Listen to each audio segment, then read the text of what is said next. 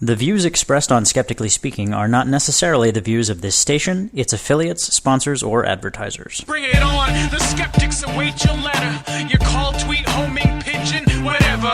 Desiree Shell gonna raise a little hell, metaphorically that is. Cause we're skeptically speaking. Hello and welcome to Skeptically Speaking. I'm your host, Desiree Shell. I want to start out today by proclaiming my boundless affection for everyone who donated in support of Skeptically Speaking over the last few weeks.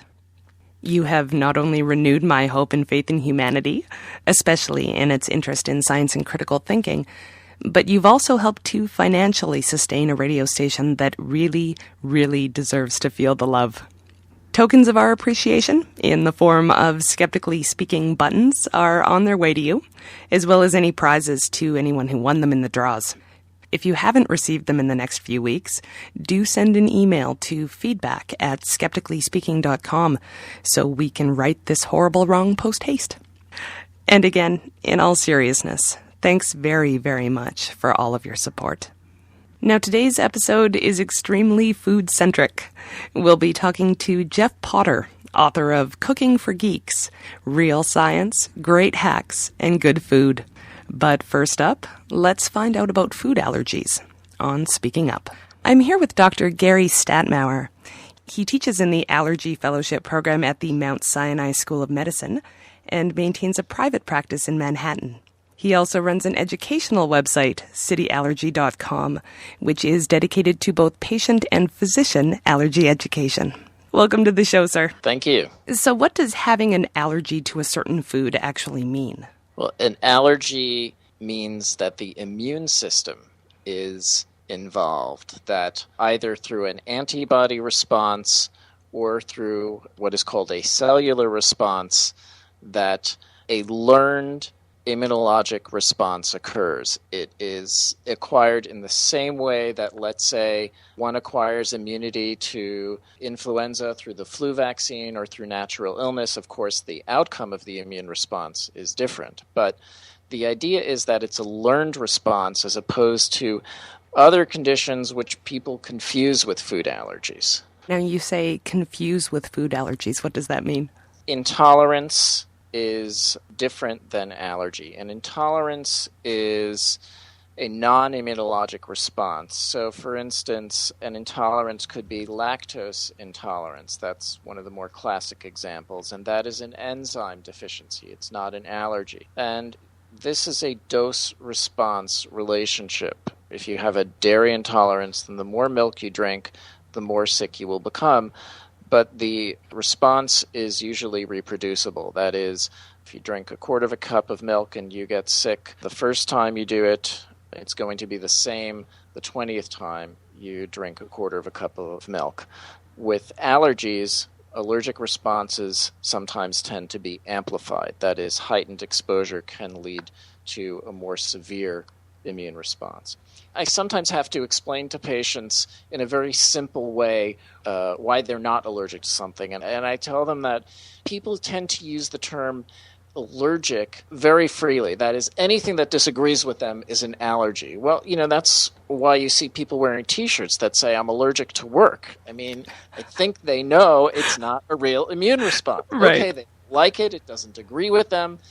So I get people who come to see me for all kinds of reasons that they think are allergic, and it's not.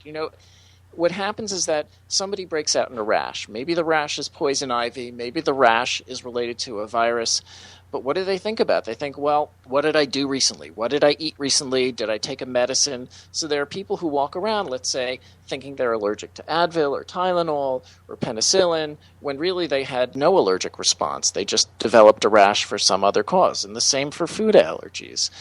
So there is this tendency to look for approximate cause. People do that in allergy very routinely. The problem also is that if you see a general physician or someone who is not experienced with allergy and you ask them, well, could I be allergic to this food? And the doctor runs a blood test. Well, the blood tests are not 100% reliable. And so you could get a false positive result. And then the patient walks around thinking they're allergic to these things. and it's sometimes not the case. Are there different kinds of tests? You mentioned a blood test. For food allergies, there is a blood test, which is reasonably accurate in the right setting, but the blood test is not yes or no. There is a range, and the range is from undetectable to, let's say, over 100. And for different allergens, there are specific cutoffs.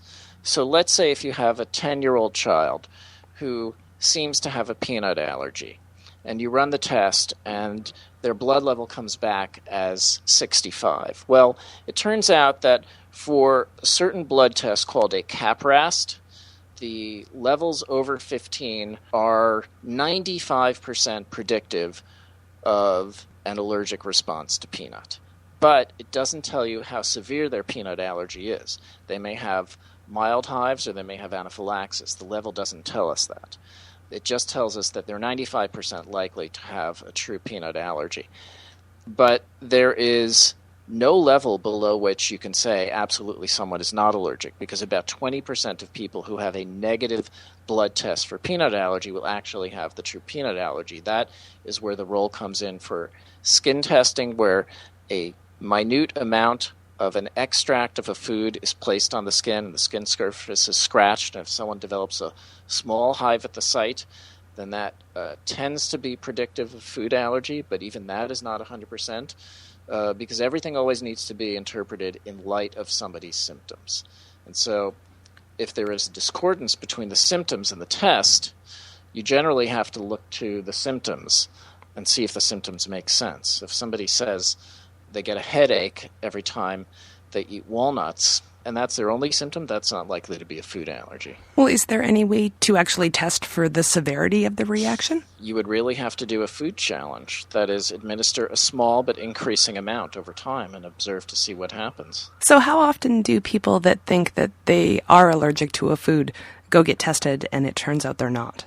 That depends on the practice. I would say it might be a third or a half the time that people come in thinking that they have a food allergy, and it's not the case. But it also depends how good my staff is at screening the calls. My staff know that if somebody develops gas and bloating as their only symptom after they eat apple pie, well, maybe that patient should see a gastroenterologist first. So are there different kinds of tests for different food allergies? The way for us to look at this is to break things down into intolerance versus allergy. And allergy can be broken down into different types of food allergies. The intolerance we talked about, there are enzyme deficiencies. The classic enzyme deficiency, as I mentioned, is lactose intolerance. But there are also people who have an intolerance of the fruit sugar fructose. Then when we get into the arena of true food allergies, we have to break it down further into what are called immediate hypersensitivities. That is the classic allergic reaction to food where people have immediate symptoms, and this can include hives and difficulty breathing. And this is a condition due to massive histamine release from the allergic cells. And depending upon severity, people will need either antihistamines for mild symptoms or even adrenaline. And this is really the life-threatening allergic reaction that we worry about the most with food allergy. And this is really why food allergy gets so much attention, because every year a few hundred people die because of food allergy. And very often they're young people. And the risk factors for a fatal anaphylactic reaction are a delay in giving adrenaline or having severe asthma, because having severe asthma that's not well controlled means that someone's airways are already somewhat narrower and they're, let's say, that much closer to having a fatal respiratory allergic response to a food.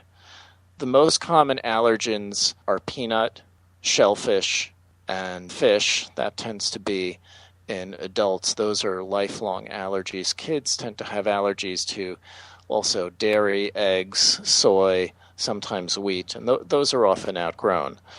But the other immunologic responses that are not immediate could be gluten intolerance. And gluten intolerance isn't really an intolerance because it is a true inflammatory allergic response, but it's not histamine related. It's not an immediate response. Instead, it's a gradual inflammatory response in the intestinal tract, and that leads to malabsorption, anemia, sometimes osteoporosis, and it is of more subtle onset. People can rarely have a rash, but usually it's fatigue and chronic gastrointestinal symptoms, and that affects about 1% of the population, but the incidence is 4 times higher amongst people who have irritable bowel syndrome.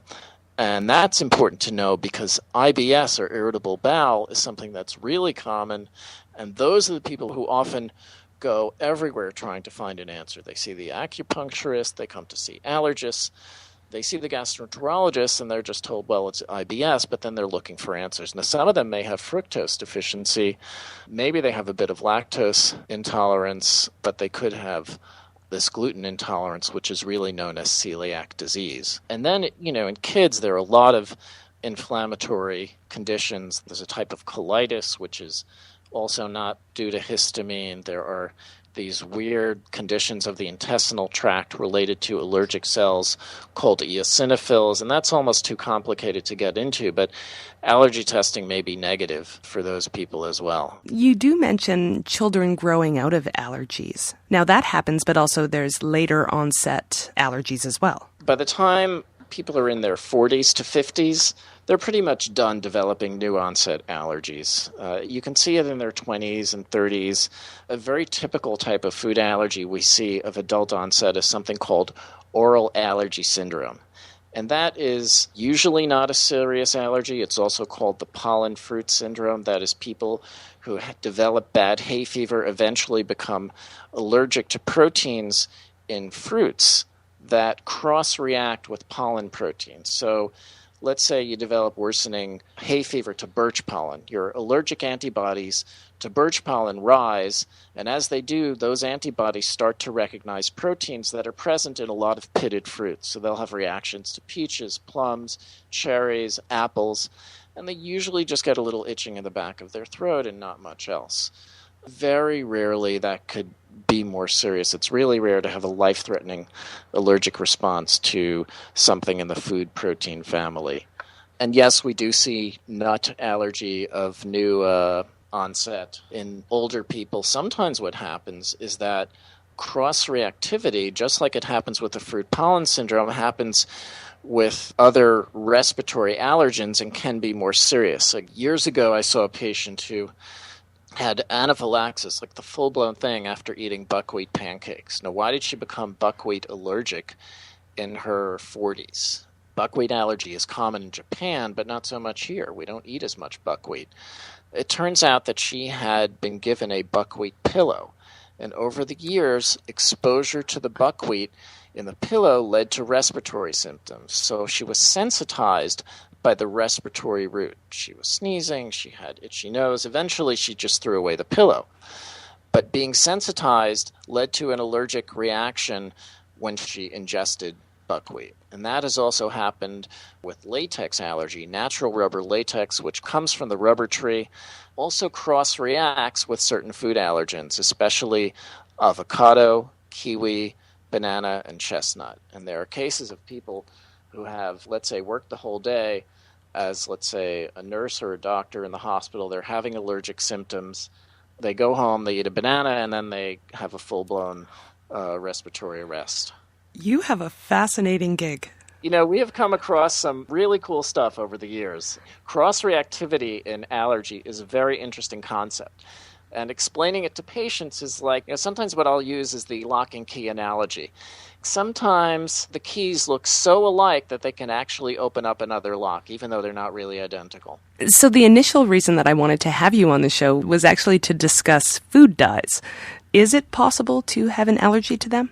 You can, but it's uncommon. I have a colleague who had a patient who was allergic to anise, which is an extract from licorice. But the dyes themselves may cause a different sort of immune response. They may just cause, let's say, a contact dermatitis, that if somebody who uses them may develop a rash on their hands, but not necessarily a life-threatening allergic reaction. There's a condition called chronic urticaria, which is just people who have hives every day. And we now have a much better sense for what causes chronic hives, but 20, 30 years ago, when people were looking for answers, they looked at food dyes, they looked at dental problems, in the 50s, before there were even antihistamines, before Benadryl was on the market, people had their teeth pulled because doctors thought, well, there's a dental infection, or it's the fillings or something like that. People did dreadful things to get control of it. And yeah, they also tried to attribute it to food dyes. And, what would happen is that somebody would say, okay, take all the food dyes out of your diet. And they would do that, and then eventually their hives would go away. Well, hives do eventually just go away on their own. So knowing that, it's hard to ascribe resolution of chronic hives to food dye or any other food. Usually during our Speaking Up segments, we don't take audience questions. But as soon as we posted the fact that you would be on the show this week on our website, I started to receive many audience questions. So we won't be able to get to all of them at all. But we have one from Marion. Does banning peanuts in school actually make a severely allergic child safer?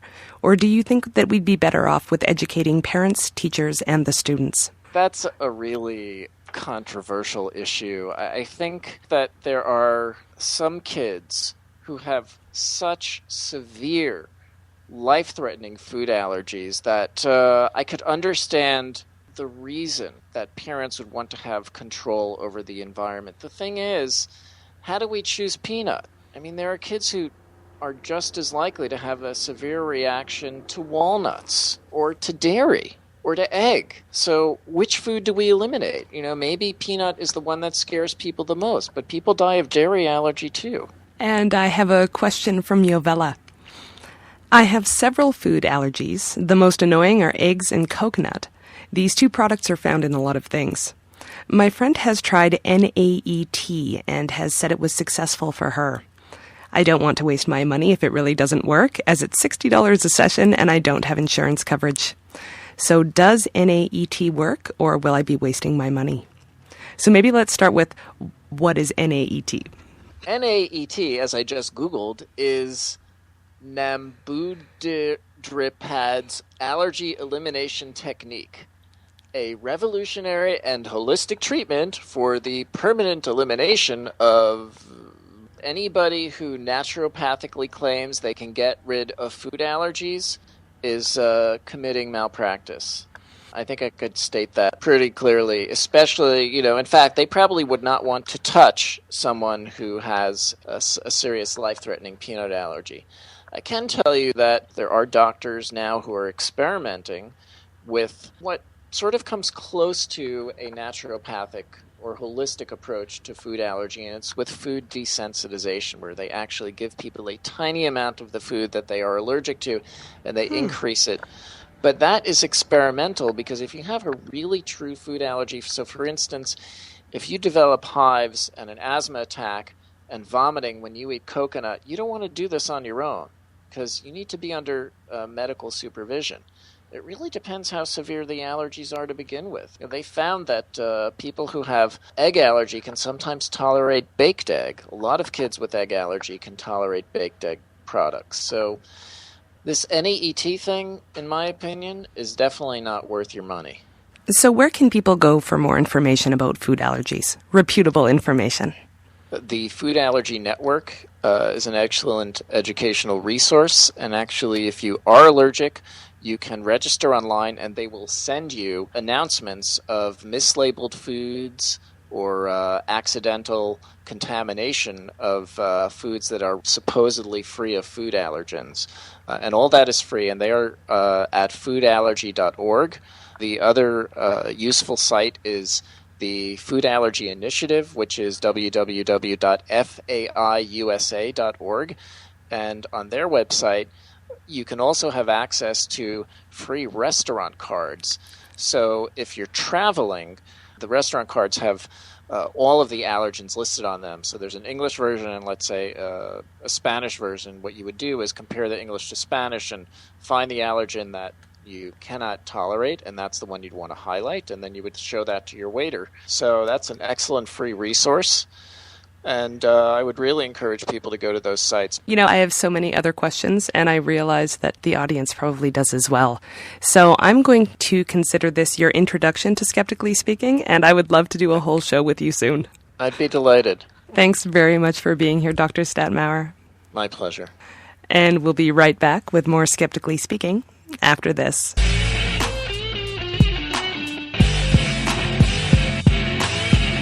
Skeptically Speaking wants you to question everything. You can email your questions for next week's episode to live@skepticallyspeaking.com, or if you're on Twitter, we're at Skeptical Radio, or use our handy question submission box on the website at skepticallyspeaking.com. You can also subscribe to the show in iTunes or listen to past episodes, and while you're there, why not add your review? Skeptically Speaking is rebroadcast on a number of fine radio stations. Check the media page at skepticallyspeaking.com to see if we air near you. And now, back to the show.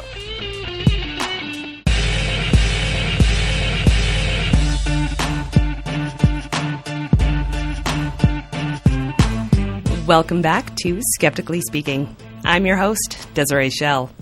I'm on the line with Jeff Potter, who has a background in software engineering. He's worked with a number of web and tech startup companies, usually writing code and building the first prototype of a product. Somewhere along the way, he decided to write a book, Cooking for Geeks: Real Science, Great Hacks, and Good Food. Welcome, Jeff. Thanks for having me.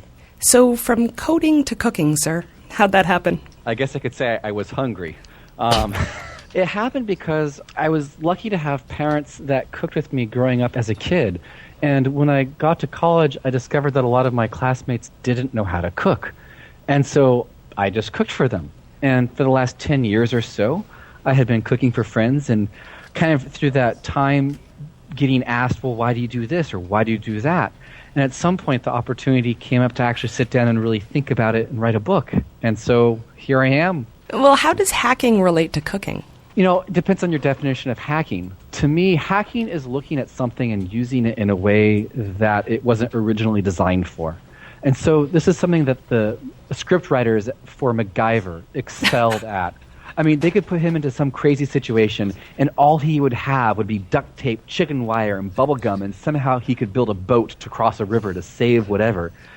And in his case, it really came down to looking at things and seeing other possibilities of what could be done with them. When it comes to the kitchen, the same thing is true. We have lots of tools in the kitchen, but so often we only see those tools for their normal use. And we don't really stop and step back and think, hey, what else can I do with this? And when it comes to cooking, it's really about what you're doing with the food, not so much the tool that you're working with. And so there are a lot of examples. The one I like to give is actually of roasting a bell pepper. I was somewhere on the road traveling, and there was no broiler, but they had a toaster. And I'm thinking to myself, well, wait a second.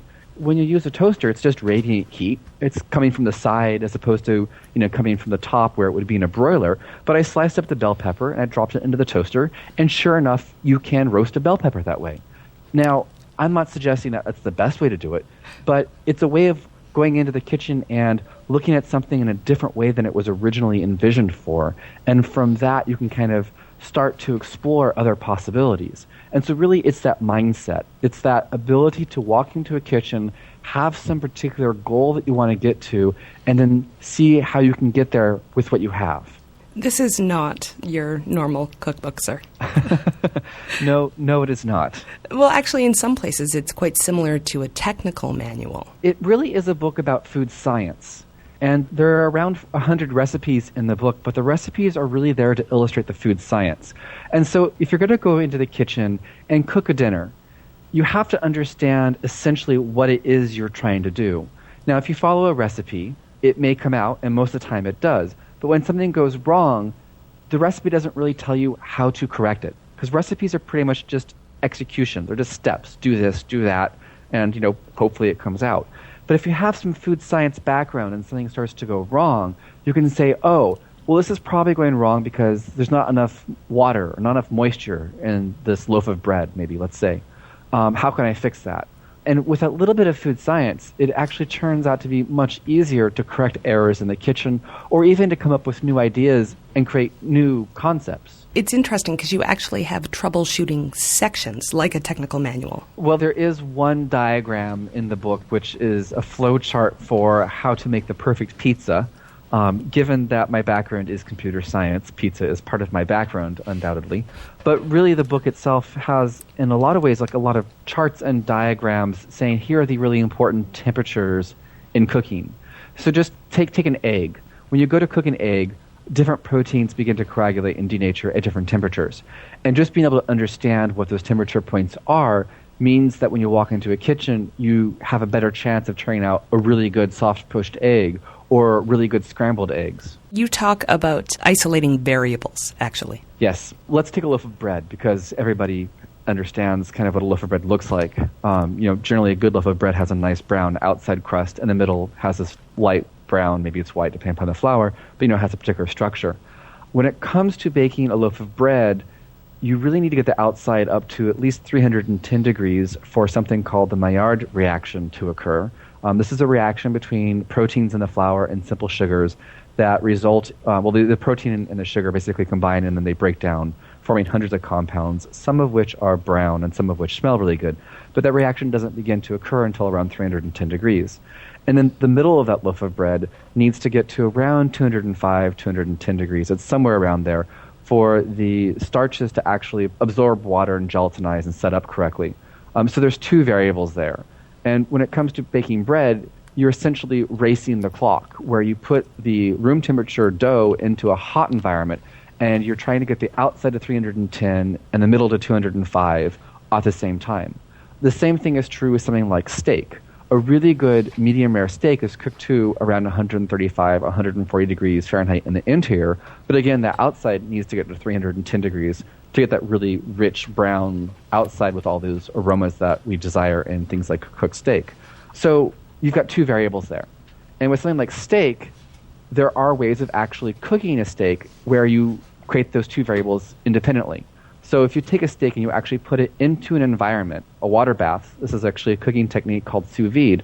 If you put it into a water bath at around 135, 140 degrees, the entire piece of steak comes up to that temperature. And you essentially have your internal temperature done. Then you remove it from that environment and you drop it into maybe something like a really hot cast iron pan, or you put it under a broiler, and you take the outside of that meat to 310 degrees. In this case, the exterior temperature. And by doing this, you've essentially taken those two variables that are normally dependent because of the cooking environment and made them independent. And you can actually turn out essentially a perfectly cooked steak without any risk of either overcooking the inside or undercooking the outside. I am very much enjoying this. I hope I'm not making you hungry. Kind of, actually. That's fine, though. I don't mind that. That is the danger of talking about food, especially when we start talking about chocolate, because, well, some things are just universally delicious. Okay, now I'm wondering about this variable thing. So if you have a recipe that goes wrong, then you have to isolate the variable that went wrong, I would assume. Right. Now that definitely has the potential of annoying your friends and family, because I am assuming that those are the people who are going to be trying this. If it gets that far, but really in so many ways, once you understand a little bit of the food science, you can actually predict those things from going wrong even before they begin to veer off course. Or if they do veer off course, you can very quickly correct them to a point where no one's going to even really notice. Let me give you an example of actually where food science can actually help you turn out a meal in a way that you might not expect. I made chicken noodle soup for friends of mine last week. Their dog, unfortunately, has gone missing. Wonderful dog, and she's off in the woods somewhere and nobody knows, and they're completely distraught. And so chicken noodle soup just seemed like the perfect comfort food for them. But I didn't have a lot of time. I had like maybe 30 minutes to kind of put this together. And so I said to myself, okay, well, what's involved in chicken noodle soup? Well, chicken, noodles, and soup. The chicken really is ideally cooked to around 140 degrees Fahrenheit. Now, there are food safety issues there. You actually have to hold it at that temperature for long enough to properly pasteurize anything like salmonella that might be present. But once properly held for time, it's perfectly safe, and texturally, it's actually ideal. But if you put that chicken into broth, into stock, and actually boil it, it's going to get too hot, and it's going to actually overcook and become dry. And so if you're trying to make a really good chicken noodle soup, you actually should cook the chicken separate from the soup. And the same thing is actually true for things like carrots, onions, and celeries that you might put into that soup base. If you want to actually get them browned up and get caramelization and Maillard reactions to occur, that needs to happen before it hits that soup liquid, because that soup liquid, by definition, is not going to get any hotter than 212 degrees, and those reactions don't occur until higher temperatures. And so what I did was I cooked the carrots, onions, and celery separately in a pan, a little bit of butter or olive oil, and then after they had gotten that browning reaction, I then transferred them to the soup. I dropped the noodles into the soup, let them cook, and then after about 10 minutes, to the point where the pasta was done, I took the chicken, actually put the chicken into the bowls I was going to serve with, and then ladled the soup, the pasta, carrot, onion, and celery mixture onto the bowls, and then served it. And it was very simple, but it came out delicious. The chicken wasn't overcooked, it had great flavor, and actually it was really simple. So I know it's like a really long answer and it sounds complicated, but really ultimately it's actually very simple. There's a handful of really kind of key lessons in food science that once you know, you can walk into a kitchen and you're not going to be confused why something might go wrong, because you simply have a better understanding. You have a better model of how that cooking works. Can you actually hear my stomach rumble over that? Because you're killing me, sir. Honestly. I apologize. Food safety and pathogens and parasites in fish, if that will help. It did. Thank you. Okay. Now we actually have a question from the chat room. Why is chocolate universally delicious, and why do some people say they're addicted? Is it possible to really get addicted to a food? And that's from Kylie Sturgis. Thank you, Kylie. Yes, I think people can get addicted to foods, and I say that both jokingly and seriously. Jokingly in that you might have certain cravings for particular foods. I'm not a mental health professional, so I really can't talk to the levels at which might become disabilitating to your normal routine. Chocolate has a lot of interesting compounds in them. There's one compound in it, which is thermobrine, I think. I'm probably not even saying that right. I tend to read these things and rarely pronounce them, which is kind of the suspected, people love it because of this. I think it's probably just well-liked because it's delicious, has sugar, is saved for special occasions. Not being a chocolatier, I can't really get too technical in the answer. I can say that chocolate's actually very interesting from a science point of view. When it comes to the melting point of chocolate, we normally kind of think of it just melting, but it actually turns out that cocoa fats that are present actually can take one of 6 different crystalline structures. And this is where tempering chocolate comes into play. Some of these structures, called Form 5 and Form 6, actually lead to a pleasurable texture where it has a nice snap and it essentially is good. Forms 1 through 4 lead to kind of a crumbly, not very good chalky kind of texture. Now, the thing here is it's not that these are 6 distinct different fats, it's that the actual cocoa fat can take one of these 6 different shapes, hence the term polymorph, multiple shape. And when it comes to tempering, what you're really doing is heating up the chocolate to a point where all 6 of those polymorphs are melted, and then cooling it down just below the point where Form 5 and Form 6 polymorphs will set, but above the point where Forms 1 through 4 set. And then when you hold it at that tempering stage long enough, essentially what you get is most of the cocoa fats being in the desirable polymorphs. So this is a little bit of a aside on the science of chocolate, but it's just to say that it's actually structurally very complicated and chemically quite complicated as well. So I don't know if there is a simple answer as to why is chocolate universally loved, but I'm certainly happy that we have chocolate because I love it too. Audience, you're listening to Skeptically Speaking. I'm here with Jeff Potter, author of Cooking for Geeks, Real Science, Great Hacks, and Good Food. If you have questions, email us at live@skepticallyspeaking.com or tweet us at Skeptical Radio. So, Jeff, you do cover a little of everything in the book. There are interviews and recipes and many, many wonderful random facts. And it turns out that cups are different sizes in different countries? Yes, I found this really fascinating. I was totally surprised. It's not even just that there are different number of milliliters per cup measure in different countries. It's that in the same country, it can actually differ depending upon what standard you're using.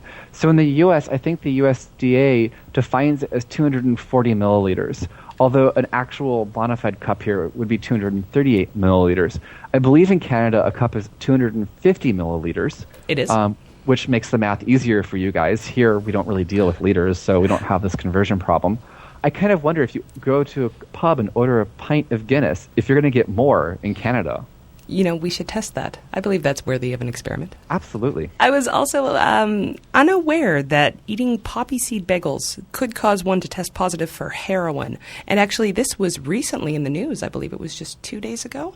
A mother had her child taken away because she ate a with everything bagel the day before. Absolutely. And I'll post this as a link on the site later. I did not see this. Mm-hmm. Oh, wow. So how does this work? I don't directly know, but I could take an educated guess. And my educated guess would go along the lines, where does heroin come from? We'll start there, right?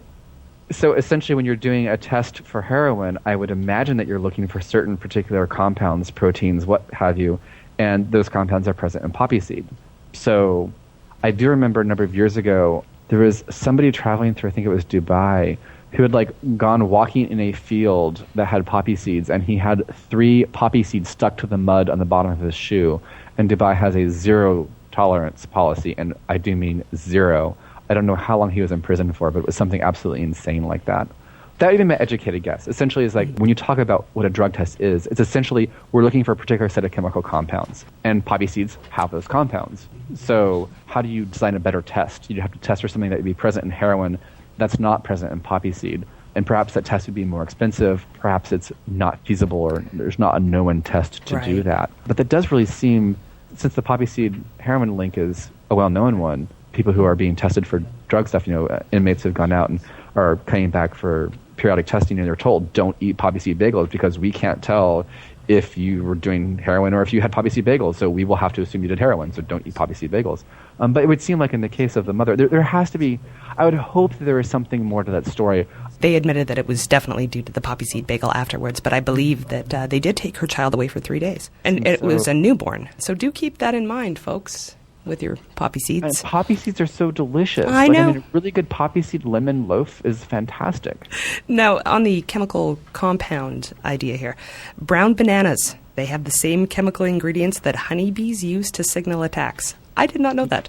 So how can we use that information? It seems like there should be some kind of application. If you're teaching chemistry in a college, you really should not synthesize those banana esters and those flavors during the height of bee season, because the attack bees will take them as pheromones and go on the rampage. So I suppose you could actually, the appropriate season, it would seem like an absolutely evil prank. But you could, presumably douse something with some amount of that compound, and the bees would go after it. I don't really think that's particularly funny, though. The thing about food is essentially chemical. If you're talking about a carrot or corn on the cob or cow or chocolate, all things that begin with the letter C for some reason, these are all essentially piles of chemicals.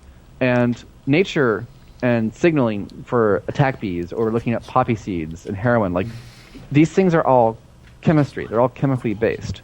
So you have to think when you go to the kitchen and you're cooking, essentially you are working with chemicals and doing chemistry. And so there's a couple of interesting places where this comes up. A lot of people are very anti-chemical in their food, but what does that really mean? Well, okay, maybe you're really against pesticides and you want to go for organic food. Well, what does that really mean? Because organic food can have pesticides in it too. They just have to be organic pesticides. And in the case of some organic pesticides, they're not necessarily as well studied as conventional pesticides. So it really comes down to having a better understanding that food is chemical, and understanding how that interacts with you at least means you can kind of begin to have a dialogue about where our food comes from, what does it mean from a chemistry point of view.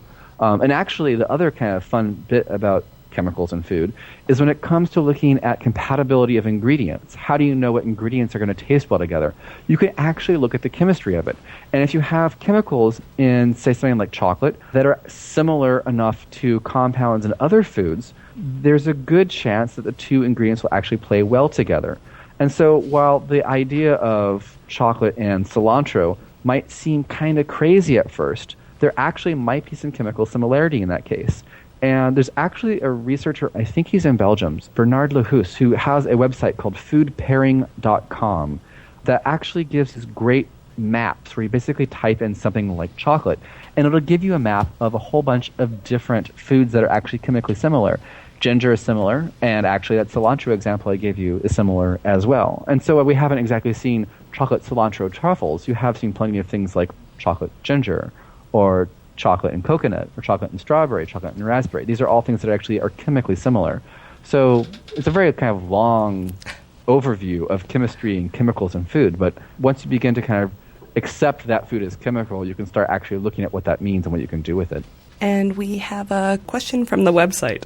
According to the Anarchist Cookbook, one can get high from smoking banana skins. True? And if so, why? And that's from Evil Ray. I don't know. I have not actually looked at that nor heard that, nor have I tried it myself. The way I would answer this is I would start by looking at what compounds would be potentially present in there. And you could probably go to something like Bielitz et al.'s book, Food Chemistry, and look under banana in the index. And then there will be a table that essentially lists a lot of the known compounds in there. And then you could try to cross-reference that with, well, other tables I'm sure you can find on the internet. And I will give a plug here for books.google.com. It's actually a wonderful reference to be able to search a whole lot of books. And we have another question from the chat room. Why is it that not exactly following the recipe can actually lead to better cooking results? Or is that just a factor of experience? And that's from Bytor. Good question. The thing to keep in mind with measurements and recipes is that they're just notes for what worked for somebody else. And what worked for somebody else might not have been ideal, or it could have been ideal in their environment, but different in your environment for a whole bunch of reasons. Let's start with something like flour. If you're looking at a recipe that involves flour and water, maybe you're making bread, going back to that, the humidity in your environment will be different to some degree than the humidity in the environment of what the person who you got the recipe from. And so your flour itself actually will have some amount of moisture present in it. And so the measurements that you're working with aren't going to be able to actually correctly capture that. Or likewise, if you're talking about spices, maybe you're making some sort of lasagna dish and somebody says, oh, use just a teaspoon of oregano, and you go to use a teaspoon of oregano and you hardly taste it.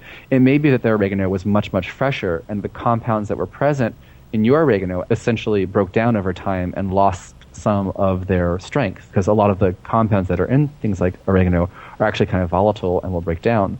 So I guess looking at recipes, just treat them as notes, treat them as guidelines, and improvise a little bit. And in fact, actually really encourage people to go off recipe and try making a substitution. And after you make it, you think, oh, gee, it really could have used more of this. Make a note alongside the recipe saying, more of this next time. Because really that's the best way to get a sense of learning what does work and what doesn't work and actually become a more experienced cook. So let's talk a bit about storage of food, because this is actually one of those things that if you do it wrong, it can kill you. So what should we know about it that we don't? Well, it's unlikely to kill you except for in the case of if you were to eat a lot of potatoes where the skin had gone green, and that actually can happen. There's a compound that actually causes potatoes to become poisonous. You'd actually have to eat a fair amount of potato skin to really have much more than an upset stomach, but you shouldn't do it. From a food storage point of view, really the biggest thing that you're going to impact is going to be the quality of the ingredient. So things like oregano are light sensitive and will break down, so you should actually store your spices in a dark place.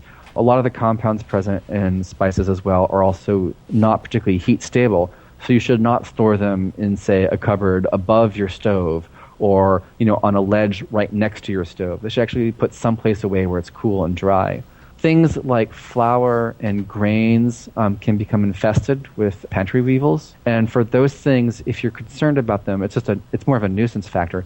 You can actually take whatever the product is when you first bring it into your house and freeze it for a week or so, and that will actually kill those worms and moths. So it kind of depends specifically on what your goals are, but I would essentially say store your things and kind of go through them periodically and realize that as things get older, they do break down. And so if you're making something and it's not coming out the way you expect, it's not just as strong as you want it to be, it's probably something like the oregano or whatever spices you're using having broken down over time. You mentioned freezing food, and freezing food doesn't kill bacteria, correct? It does not kill bacteria, but it does kill parasites and worms. So you hopefully don't have a whole lot of bacteria in your bag of flour that you bought from the store, but things like meats, which can become contaminated, you need to cook them to a sufficiently high temperature to sufficiently pasteurize any pathogens that might be present. You're listening to Skeptically Speaking, and we're currently talking about how to avoid food-related death. I'm here with the author of Cooking for Geeks, Jeff Potter, and we are taking questions. Email us at live@skepticallyspeaking.com or tweet us at skepticalradio. And we'll be right back with more after this.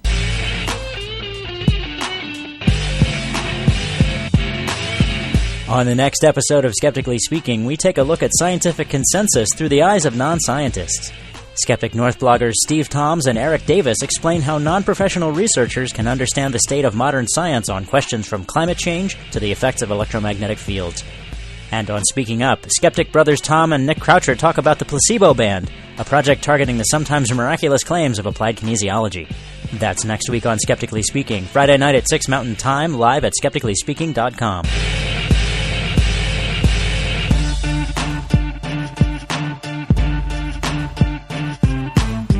Welcome back to Skeptically Speaking. I'm your host, Desiree Schell. And I'm talking with Jeff Potter, author of Cooking for Geeks, Real Science, Great Hacks, and Good Food. So let's talk about taste specifically. You mentioned in the book that flavor doesn't really exist the way we perceive it. It's put together in the brain? Yeah, flavor was one of these really fascinating things for me when I started really looking into it. We all have kind of a very simple model of how flavor works, but it's actually a lot more complicated than what you might initially suspect. So there's things like taste. Most of us kind of would say, yeah, there's your 4 primary tastes: sweet, sour, salty, and bitter. There's a 5th one called umami, which is essentially savory, which isn't really as important in Western culture. But still, there are sensors on your tongue that actually sense glutamate compounds, among other things, which is that sense. And there's some evidence beginning to mount that suggests we actually have sensors on our tongue for metallic compounds as well. Those taste buds have actually been found in dog tongues, and really we're not that different than dogs from a genetic, the way our taste system works. The other component of it is actually smell. And smell gets a whole lot more complicated than taste. Because essentially with taste, something runs across your tongue, trips off a sensor, and your brain goes, salty. What happens with smell is that we have something kind of on the order of, maybe around 1,000 different receptors in your nasal cavity. And as odorants pass through the nasal cavity, different numbers of these receptors, different types, basically fire off, kind of like notes on a piano. And your brain then registers those different sensors coming off and goes, I'm going to call this strawberry. And in the case of strawberry, maybe it's, hitting maybe 100 or so different actual detectors in your nose. But it's a chord. It's not like there's a particularly a strawberry odor detector in your nose. It's that the actual odors of strawberry trigger different sensors. Now, with the case of something like strawberry, it actually gets even more complicated because strawberry is not just one odorant. There's not just one compound, but a whole bunch of different compounds. If you take something like clove is actually a little bit easier. There's one compound, eugenol, which essentially, if you smell that one compound, eugenol, and you can go and buy a synthetically generated bottle of it from Sigma, you'll say clove. But strawberry has hundreds of different compounds that your brain has to actually recognize all kind of simultaneously.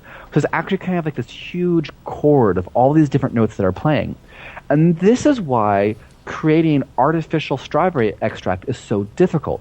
Because if you want to make an artificial strawberry extract, you have to do enough of these different compounds such that your nose fires off enough receptors such that your brain goes, it's kind of close to strawberry, I'll call it strawberry. Whereas other compounds, like vanilla, are actually much easier to create synthetic artificial versions, because really there's only one compound in vanilla. It's actually called vanillin, that causes our nose to detect that flavor and fire off that sensation. So flavor itself really is the combination of taste in your tongue, smell from your nose, and a little bit of textural and cellular irritation and kind of some other stuff that happens on your tongue. So once you kind of have this model, you can kind of start seeing why things like artificial strawberry don't taste so well, or why if you allow something to cook too long and it breaks down, where you lose some of the odorants, why it tastes or smells different. And taste itself really is very much kind of a confusing word. When I say taste there, I mean actually the flavor of it, because taste can mean both the gustatory system and how it tastes, i.e. what your brain fuses together from taste, smell, and the texture and cellular irritation bits. And we have a call from Liam in Edmonton. I was hoping I could just ask a question. Hopefully no one got to it before me. I kind of jumped into the show halfway through.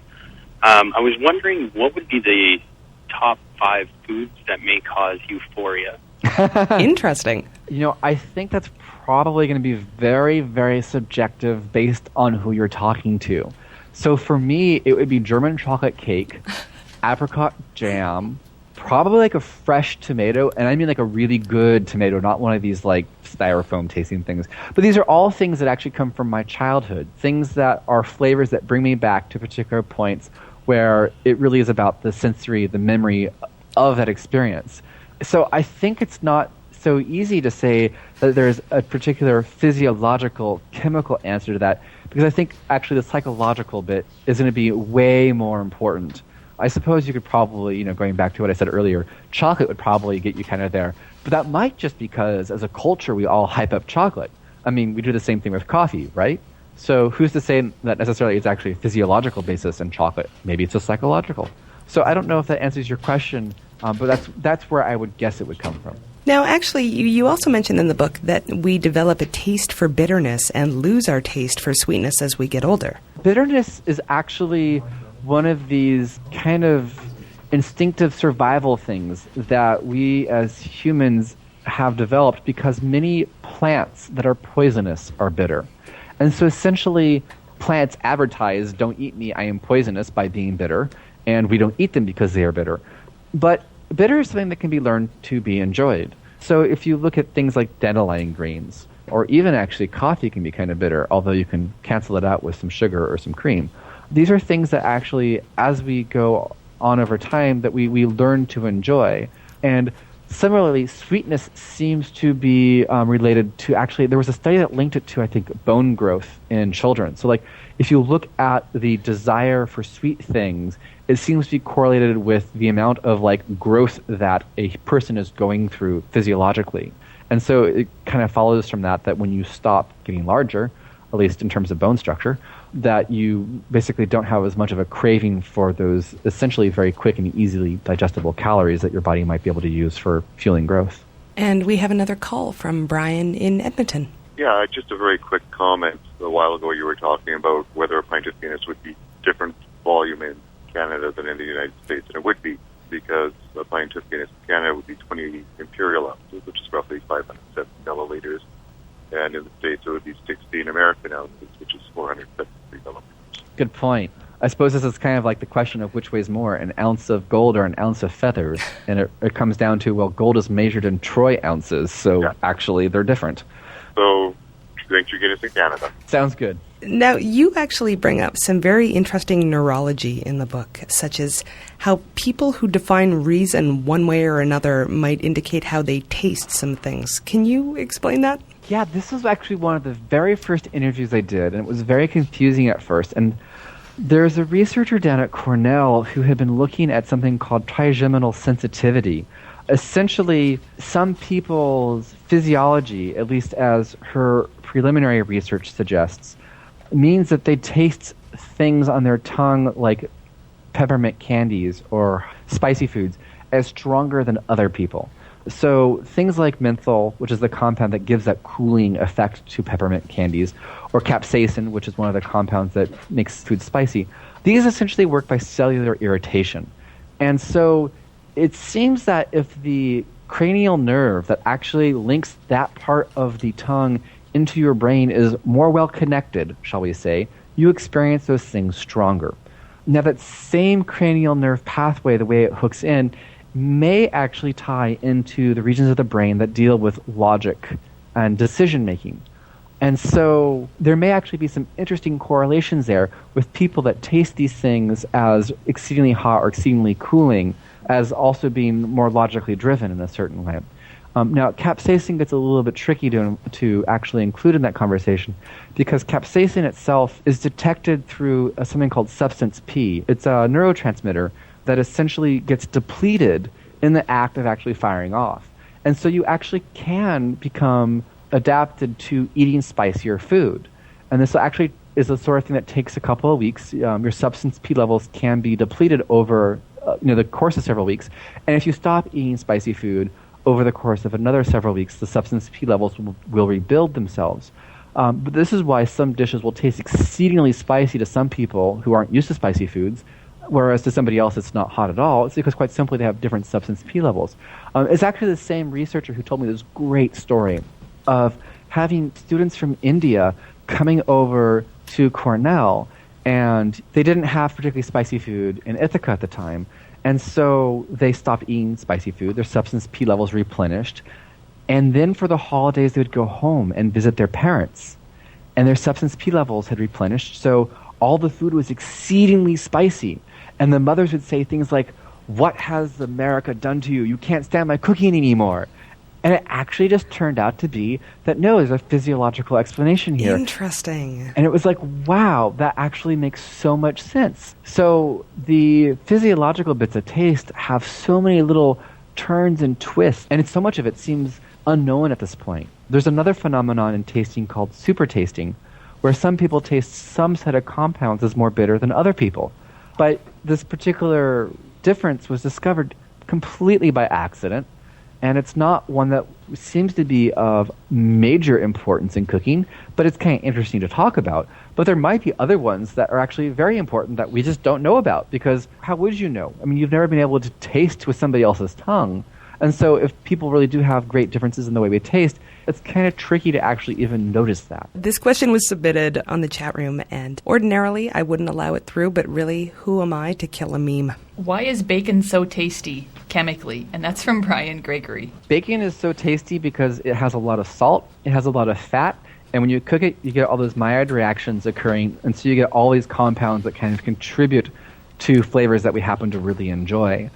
Salty and sweet things seem to really fire off your brain for a whole lot of reasons.